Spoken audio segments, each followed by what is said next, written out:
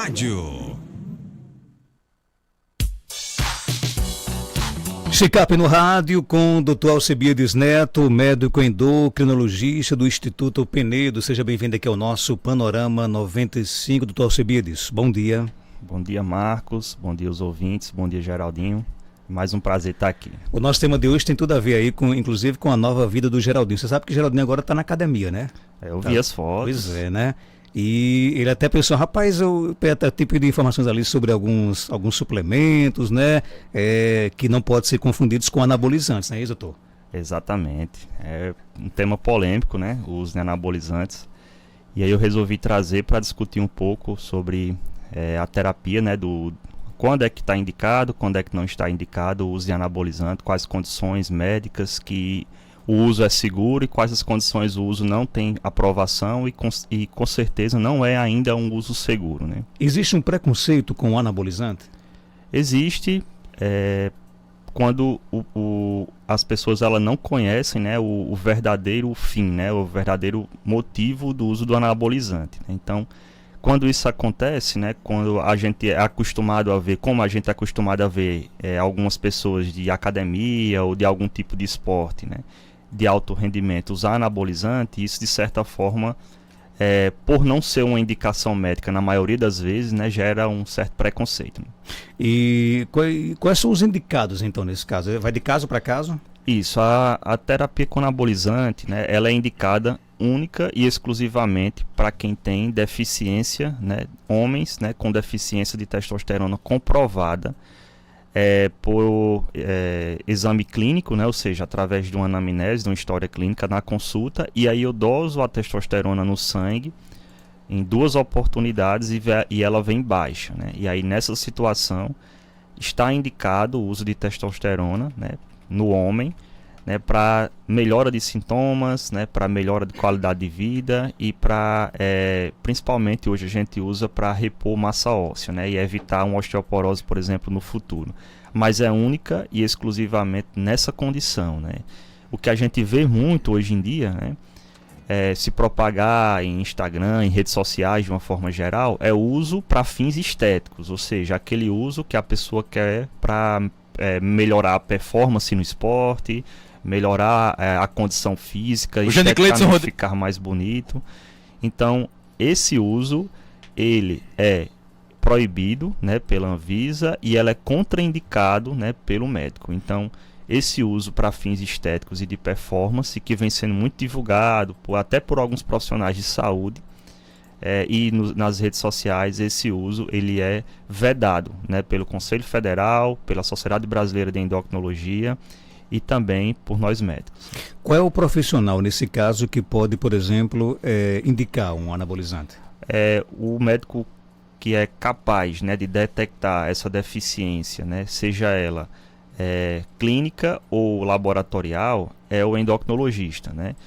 Ele deve ser capaz de reconhecer essa deficiência, né, descobrir a causa, né, não é só repor o que está faltando, que é a testosterona, mas tem que descobrir uma causa. Por que a testosterona nele está baixa, né? Qual seria a causa? É a obesidade, por exemplo, que pode causar? É um tumor no testículo? É um tumor na hipófise que está levando a reduzir a produção de testosterona?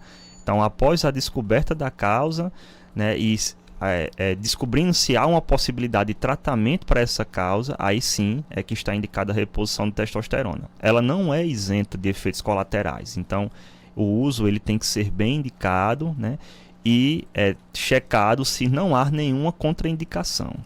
A nossa ouvinte pergunta se a creatina é indicada para quem tem problema nos rins. A creatina, ele é um suplemento, né, que ele é o precursor, né, da creatinina, que é aquela que a gente dosa no sangue para ver a função renal. Quando a gente usa a creatina, né, como uma forma de suplementação para ganho de energia, enfim, nas atividades físicas, de uma forma geral, principalmente na musculação, essa creatina ela é metabolizada em creatinina e aí aumenta a creatinina, né, ou seja, a gente vai perceber que no sangue a creatinina vai aumentar e isso vai levar a uma perda de função renal, né? Só que o uso da creatina, ela aumenta essa creatinina em 0,3, 0,4 pontos. Então, Se ultrapassar dessa elevação, né, em quem tem doença renal, a gente percebe que não é só o uso da creatina que está levando a essa piora, né, mas sim a doença que está progredindo. Então, a recomendação em quem tem doença renal já crônica, avançada, o ideal é que não se use, né, porque acaba confundindo se a doença está progredindo ou se é o uso da creatina que está levando à piora. Mas não é que a creatina leva à piora da função dos rins, ela piora o exame de sangue, que aí a gente pensa que está piorando o rim, mas são coisas diferentes. Né? Mas no caso, por exemplo, a creatina, a gente sabe que a creatina talvez seja hoje um dos suplementos. É um suplemento, no caso, a creatina, não é isso? É um suplemento. Sim. É um suplemento mais popular que existe para quem faz, por exemplo, atividade física, né? Existem contraindicações na creatina, não? Contraindicações é basicamente quem tem doença renal, por exemplo, que está em hemodiálise, doença renal que está próximo de entrar em hemodiálise, seria uma contraindicação, né? Mas é um suplemento extremamente seguro, né? Indicado, inclusive, para aqueles que não conseguem, por exemplo, ter um bom rendimento naquela prática de atividade física, principalmente em musculação, numa dose segura, né? Que deve ser calculado pelo médico ou pelo nutricionista. Ela uma dose segura, um suplemento capaz realmente de aumentar no pré-treino a capacidade de aumentar a carga, ou seja, dar um certo aumento de energia para que você consiga aumentar a carga e, consequentemente, ter hipertrofia. Né? O ouvinte Rodrigo conta que quer ganhar massa muscular. Ele pergunta o que é que você indica. Primeiramente, ele tem que realizar atividade física, né? Principalmente atividade física que tenha de exercícios resistidos, né? Que entra aí a musculação, né? Principalmente. E aí tem que se fazer uma série, né? Uma série de musculação que seja capaz, né? De promover esse ganho de massa muscular. E ele, antes de suplementar, por exemplo, ele tem que ter uma boa dieta, né? Rica principalmente em proteínas e em carboidratos. Caso ele não consiga, né, ganhar massa muscular com essa série, com essa atividade física de alto rendimento, né, com uma boa alimentação, aí sim é que está indicado a suplementação. Que aí a suplementação pode ser com creatina ou creatinina com cafeína, creatina com whey, né? E aí seria essas conjugações. Mas aí nessa situação, por exemplo, que é muito comum, essa pergunta dele, é muito comum nas academias, alguns profissionais ou alguns colegas que faz a musculação no mesmo horário, indicar, por exemplo, anabolizante, né? Para tentar o ganho mais rápido. Só que isso daí é o que é o grande problema nos consultórios. Hoje está se tornando um grande problema nos consultórios médicos. Mais perguntas, doutor Alcebiades.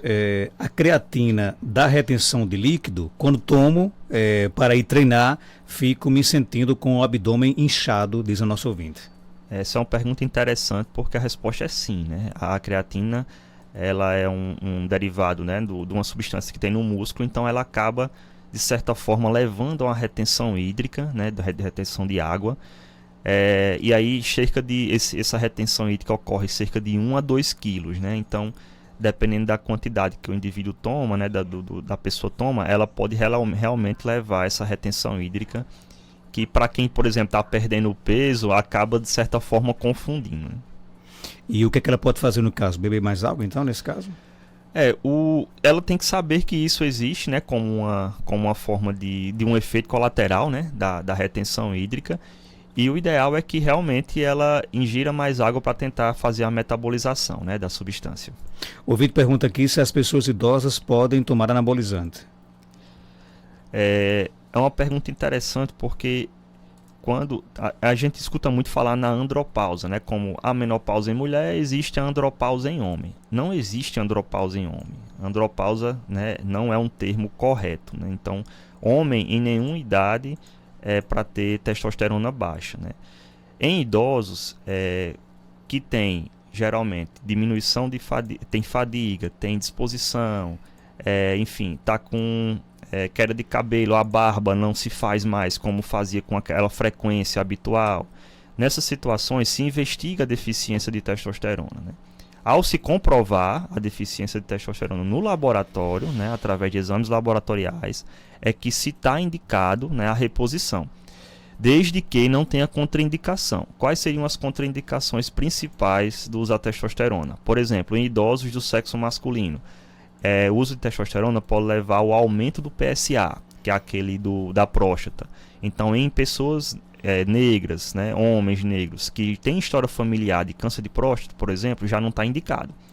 Homens que têm apneia do sono, que roncam muito à noite, por exemplo, e que têm uma hemoglobina, que é aquele índice de anemia muito alto, também já está contraindicado o uso, porque ela pode potencializar. Aquelas pessoas que têm um risco cardiovascular alto, um idoso, por exemplo, que já infartou ou que tem uma doença no coração, também não pode usar. Então, são esses riscos e benefícios. Não é todo idoso, da mesma forma que a gente também não vai restringir para todo mundo. Tem uma população específica que se beneficia com o uso. Pessoas como Geraldinho, que tem dificuldade de perder peso, o que fazer nesse caso? E Geraldinho é um caso à parte, né? Geraldinho tem que intensificar a atividade física, porque eu só vi ele postar no Instagram uma foto, né? A selfie, né? Só aquela selfie para dizer que foi, fazer a média, mas no final das contas eu acho que ele não está indo muitos dias não, viu? E eu vou dizer, Geraldinho, aqui, porque mais ouvinte perguntou aqui, o que fazer quando a pessoa tem dificuldade de perder peso? Então, quando a pessoa tem dificuldade de perder peso, a primeira coisa que a pessoa tem que se perguntar é aonde é que ela está errando no ponto de vista alimentar, né? Então, muitas pessoas, elas pensam que subestimam muito, né, o que ela não come de errado, né? E levam muito na consulta a informação de que sempre come certo. Mas não existe, é muito raro, né, ter uma obesidade de causa hormonal. Então, de cada 10 consultas de obesidade que eu recebo, 9 vão me colocar a culpa na tireoide. Mas a tireoide, ela não tem relação praticamente alguma com o peso, certo? Salvo em algumas situações mais raras de hipotireoidismo descompensado, com TSH bem alto.